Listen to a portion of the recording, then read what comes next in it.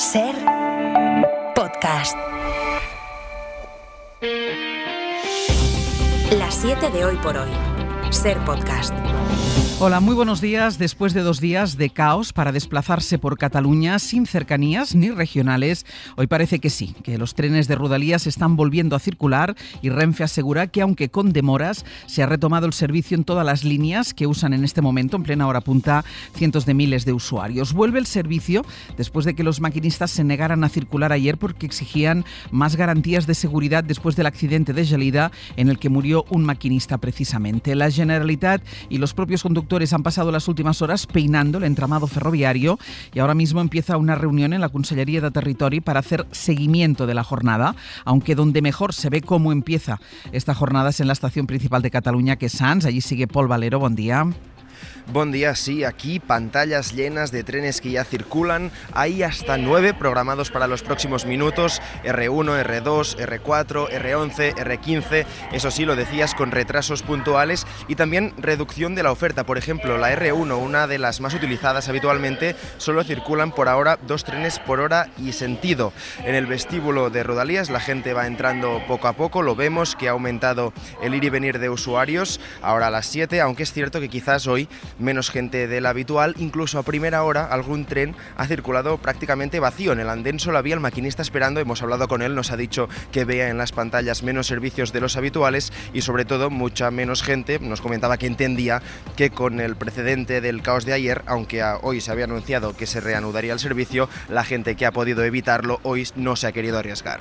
En Adamuz, 5 días después del accidente, se dan por concluidos los trabajos de búsqueda. Ayer se recuperaron los 2 últimos cadáveres de las 45 víctimas mortales que se ha cobrado este accidente ferroviario. José Luis Astreola. Hola, buenos días. Aún hay 21 personas ingresadas, 6 de ellas en la UCI, con el dispositivo de rescate ya replegado.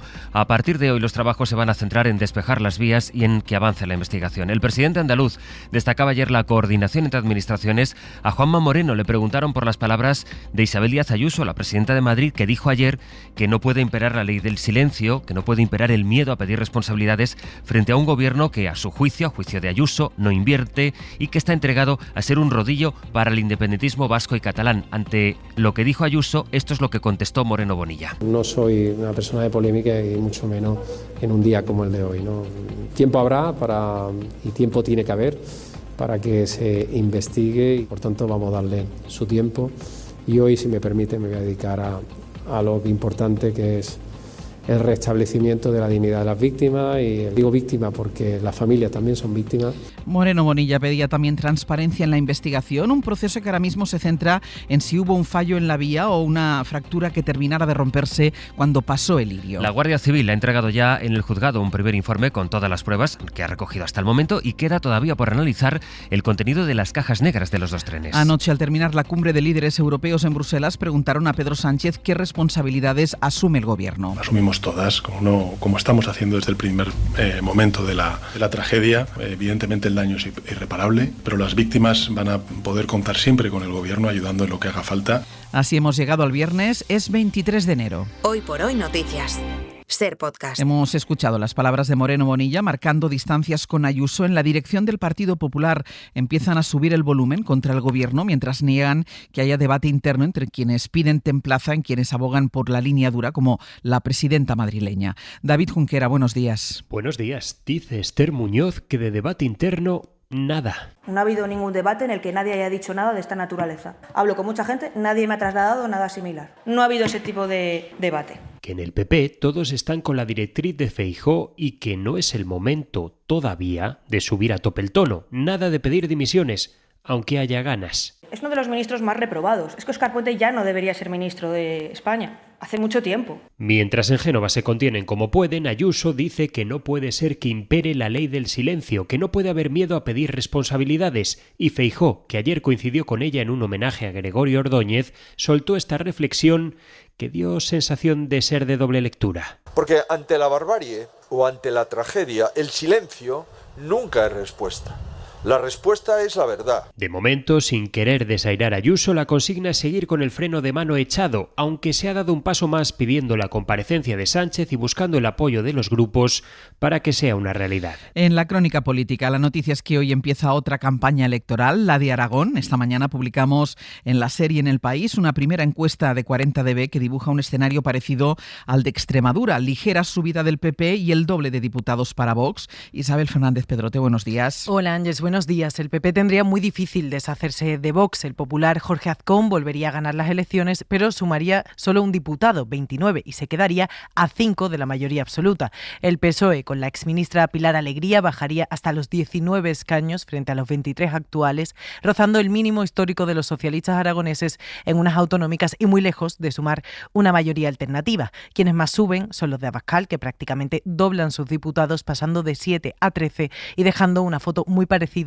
a la de antes de la convocatoria electoral, pero con más representación de la ultraderecha. Con esta predicción, el PSOE se enfrenta a las primeras autonómicas a las que se presenta con una de sus ministras candidatas y con un Partido Popular enfrente dispuesto a desgastar con todo al gobierno, aunque tenga que depender más de Vox. Ana Fernández Vila, buenos días. ¿Qué tal? Buenos días. Son las primeras elecciones en las que se va a poner a prueba la estrategia de Sánchez de encomendar a sus ministros la batalla autonómica y tras el descalabro en Extremadura, los pronósticos en Aragón tampoco son buenos. Aún así, los socialistas creen que el perfil de peso de Pilar Alegría, portavoz del Ejecutivo hasta diciembre, juega a su favor, nada que ver, dicen, con el del extremeño Gallardo. Confían en que su campaña de proximidad, pueblo a pueblo, dé sus frutos, aunque ya asumen que el PP va a tratar de convertir esta cita en un plebiscito al gobierno con la corrupción o la financiación autonómica como ejes de su campaña, a la espera de ver la incidencia que puede tener la gestión del accidente de Adamuz. Eso sí, esta vez el candidato popular, el presidente Azcón, sí piensa enmarcar todo lo posible la pelea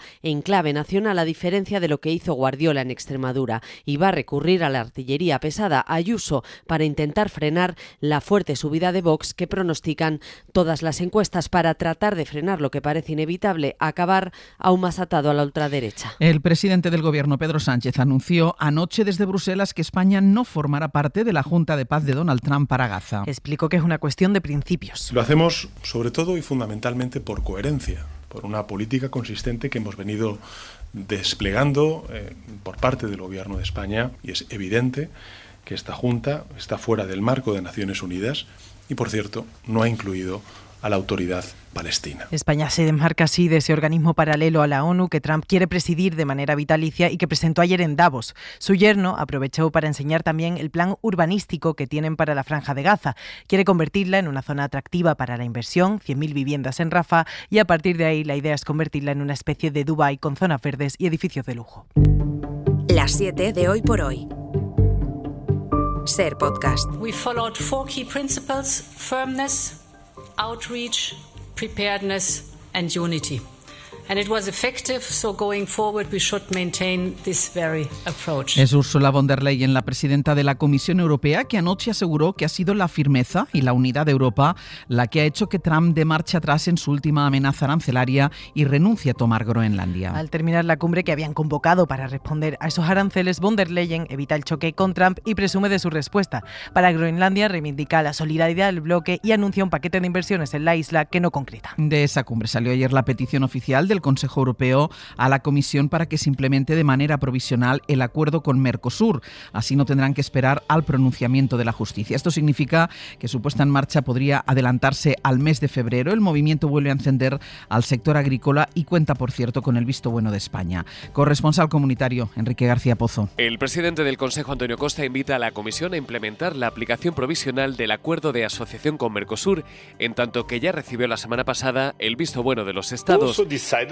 To go for the provisory application of the Mercosur Agreement. De esta forma, el Ejecutivo Comunitario puede poner en marcha la entrada en vigor del acuerdo comercial una vez sea ratificado por los países del Mercosur, algo que el bloque ha anunciado que hará en febrero. Es una fórmula jurídica, la de la aplicación provisional, prevista en los tratados y que evitaría esperar al pronunciamiento de la justicia comunitaria, como ha aprobado la Eurocámara, una fórmula que defiende España. En todo caso, la aplicación se se ha aprobado ya por parte del Consejo y por tanto no tengo nada más que añadir, ¿no? Y por supuesto estamos de acuerdo en que se aplique. Y que anticipa sin duda un choque político con el Parlamento Europeo. La gran previsión internacional del día va a estar en Abu Dhabi.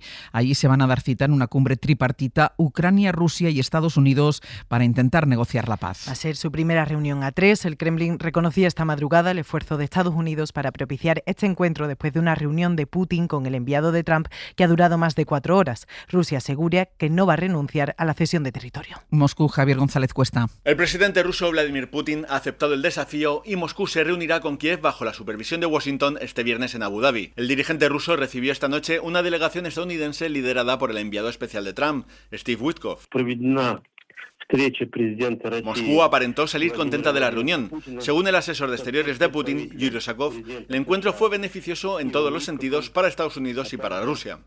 Sin embargo, el veterano diplomático no comentó nada de una posible tregua que habrían ofrecido Washington y Kiev a la infraestructura energética y las refinerías.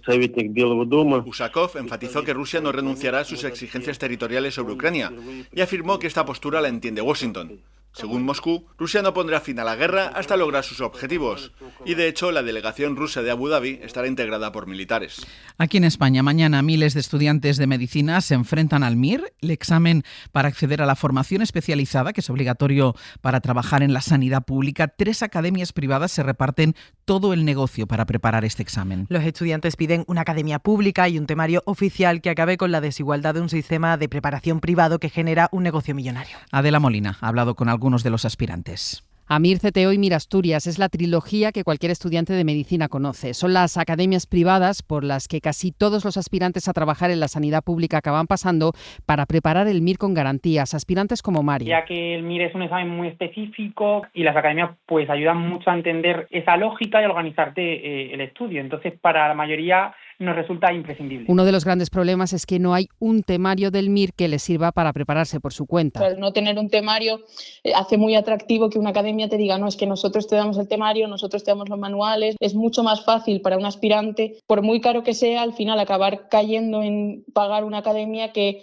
verte tú solo. Los más perjudicados son los alumnos con menos recursos, que no pueden pagar los alrededor de 4.000 euros que cuesta el curso. Este tipo de formación que al fin y al cabo te obliga para trabajar en la sanidad pública, tienes que hacer sí o sí el MIR, no tienes otra opción. Debe crear una academia pública para esas personas que no pueden acceder. Piden también un temario oficial. Sanidad ya ha anunciado que tiene intención de elaborarlo junto a comunidades y sociedades científicas, aunque el Ministerio reconoce que esos trabajos aún no han empezado.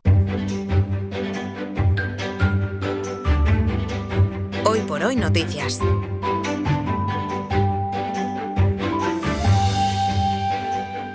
Ser Podcast. Ahí está Agustín Padrón, buenos días. Muy buenos días. Y en Aragón, Mónica Ferrer, buenos días. Hola, buenos días. Noticias hoy de estas dos comunidades y vamos a empezar por Canarias porque además esa actualidad, saben que murió Valentino, de hecho ayer hablábamos de la Capilla Ardiente y resulta que hay una conexión canaria, Agustín, con Valentino. Sí, se trata de Antonio Cuyás Gómez, un diseñador que trabajó en Milán, donde incluso tuvo tienda propia en la década de los 70 y los 80, y allí trabajó con Valentino durante mucho tiempo.